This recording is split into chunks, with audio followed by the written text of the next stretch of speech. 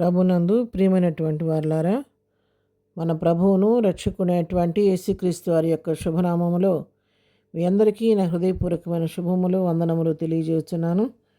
ఉదయకాల సమయంలో దేవుని వాక్యాన్ని మనం ధ్యానం చేసుకుందాము.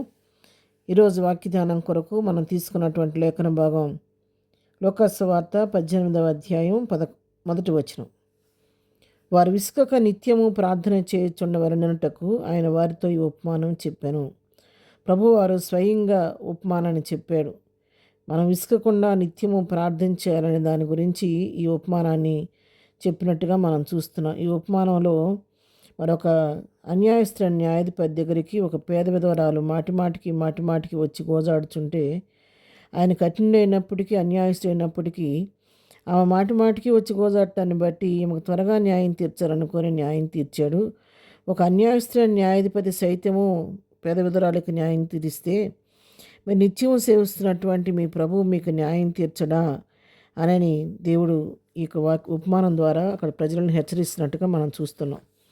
మరి అపోస్తలుడైన పౌలు కూడా అనేక పత్రికల్లో ఈ యొక్క వాక్య భాగాన్ని ప్రార్థనలో ఎట్లా మనం గడపాలి, విసుకకుండా నిత్యం ఎలాగా ప్రభువులో సహవాసం చేయాలి, ఎట్లా ప్రార్థించాలనే విషయాల గురించి కొన్ని విషయాలు రాశారండి. అవి కూడా చూద్దాము. ఎఫెసీయులకు రాసిన పత్రిక 6వ అధ్యాయం 18వ వచనం చదువుకుందాం. ఆత్మ వలన ప్రతి సమయమునందును ప్రతి విధమైన ప్రార్థనను విజ్ఞాపనను చేయొచ్చు, ఆ విషయమై సమస్త పరిశుద్ధుల నిమిత్తమును పూర్ణమైన పట్టుదలతో విజ్ఞాపన చేయొచ్చు, మెలకుగా ఉండుడి. ఇక్కడ పౌలు ఎఫెసీ సంఘాన్ని హెచ్చరిస్తున్నాడు. ఆత్మ వలన ప్రతి సమయమందు కూడా, అది ఆ టైం అని కాదు, ఈ టైం అని కాదు, ప్రతి సమయమందు ప్రతి విధమైన ప్రార్థనలు చేయండి, విజ్ఞాపనలు చేయండి. మరి పరిశుద్ధుల నిమిత్తము పూర్ణమైన పట్టుదలతో విజ్ఞాపన చేస్తూ మెలకుగా ఉండండి అని ఎఫెసీ సంఘాన్ని అపోస్తలుడైన పౌలు హెచ్చరిస్తున్నట్టుగా మనం చూస్తున్నాం. మరి అంతేకాదు, మరి ఫిలిప్పీ సంఘాన్ని కూడా అపోస్తలుడైన పౌలు హెచ్చరిస్తున్నాడు. 4వ అధ్యాయం ఫిలిప్పీకి రాసిన పత్రిక 4వ అధ్యాయం 6వ వచనం మనం చూస్తే, దేనిని గూర్చి చింతపడకుడు కానీ ప్రతి విషయములోనూ ప్రార్థన విజ్ఞాపనల చేత కృతజ్ఞతాపూర్వకంగా మీ విన్నపములు దేవునికి తెలియచేయుడి. మరి మీకేదైనా మీ జీవితంలో శోధన వచ్చినా, సమస్య వచ్చినా దాని గురించి మీరు చింతపడద్దు కానీ ప్రతి విషయాన్ని గురించి మీరు ప్రార్థన చేయండి, విజ్ఞాపన చేయండి, కృతజ్ఞతాపూర్వకంగా మీ మనవలేంటో దేవునికి తెలియచేయండి అని చెప్పని ఇక్కడ ఫిలిప్పీ సంఘాన్ని హెచ్చరిస్తున్నట్టుగా మనం చూస్తూ ఉన్నాం. కొలస్సీ సంఘాన్ని కూడా హెచ్చరిస్తున్నాడు. కొలస్సీ సంఘాన్ని ఏ విధంగా హెచ్చరిస్తున్నా అంటే 4వ అధ్యాయం 2వ వచనం చూస్తే, ప్రార్థన యందు నిలకడగా ఉండి కృతజ్ఞత గలవారై దాని యందు మెలకుగా ఉండుడి. మరియు నేను బంధకంలో ఉంచబట్ట కారణమైన క్రీస్తు మర్మమును గూర్చి నేను బోధించవలసిన విధముగానే ఆ మర్మమును వెల్లడిపరచినట్లు వాక్యం చెప్పుటకు అనుకూలమైన సమయం దేవుడు దయచేవనని మా కొరకు ప్రార్థించుడి. కొలస్సీ సంఘాన్ని హెచ్చరిస్తున్నాడు. ఇక్కడ కూడా మెలకువ కలిగి ప్రార్థిస్తూ నిలకడగా ఉండి ప్రార్థించండి, మెలకుగా ఉండండి అని చెప్పి. అంతేకాదు, మేము సువార్త ప్రకటిస్తున్న మేము అనేకమైన బంధకాల్లో ఉండి క్రీస్తు మర్మాన్ని మేము బోధిస్తున్నప్పుడు మరి దేవుడే మాకు సమయాన్ని దయచేయాలని, ప్రభువులు మమ్మల్ని వాడుకోవాలని మా కొరకు కూడా ప్రార్థన చేయమని చెప్పని కొలస్సీ సంఘాన్ని హెచ్చరిస్తున్నట్టుగా మనం చూస్తూ ఉన్నాం.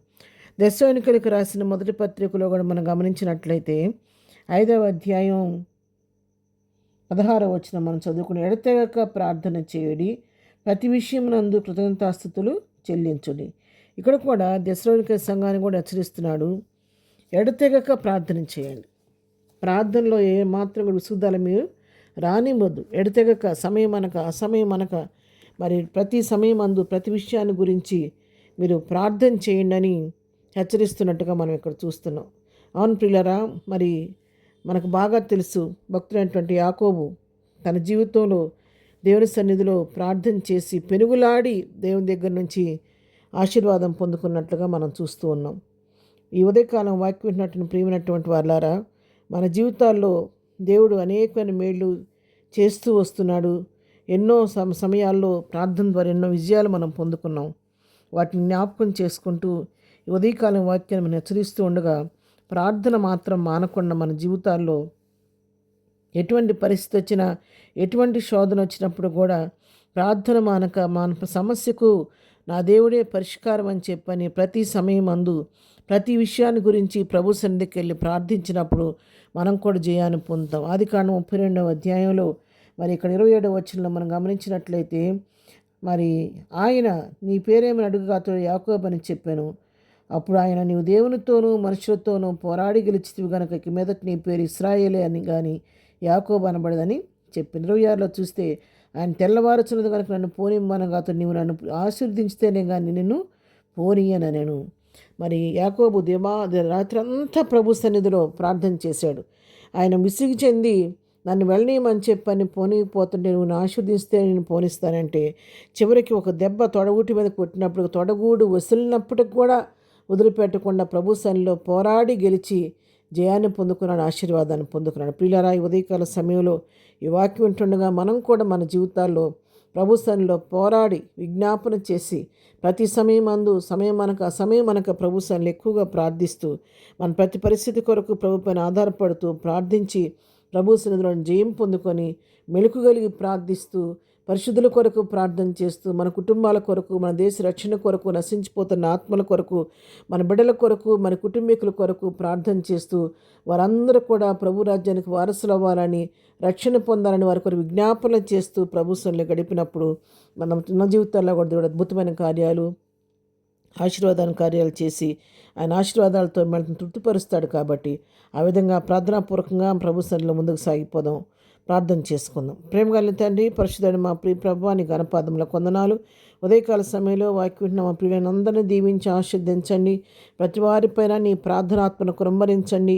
విసుగక నిత్యము ప్రార్థించే కృప మాకు అందరికీ దయచేయండి ఆయన. ఒకవేళ ప్రార్థనలు ఏమైనా వెనకబడిపోయేమేమో, చల్లారిపోయేమేమో, దయతో ఈ ఉదయకాలం మళ్ళీ ఈ వాక్యత మనం పురికొల్పారు. మళ్ళా మమ్మల్ని నూతనపరచండి, ఉజ్జీవింపచేయండి. పడిపోయిన మా ప్రార్థన బలిపీఠాలు తిరిగి కట్టుకోవడానికి సహాయం చేయని ఆయన. మళ్ళా నీ ప్రార్థనాత్మ పైన కుమ్మరించి బలమైన ప్రార్థనాత్మని మహిం కొరకు వాడుకోమని, ఇద్దరు దీవులతో నింపి నడిపించమని యేసు పరిశుద్ధ నామంలో ప్రార్థించి అడిగి పొందుకొని ఉన్నాము తండ్రి. ఆమెన్. ప్రభు కృప సదాకాలం మనందరికీ తోడై ఉండి నడిపించును గాక. ఆమెన్.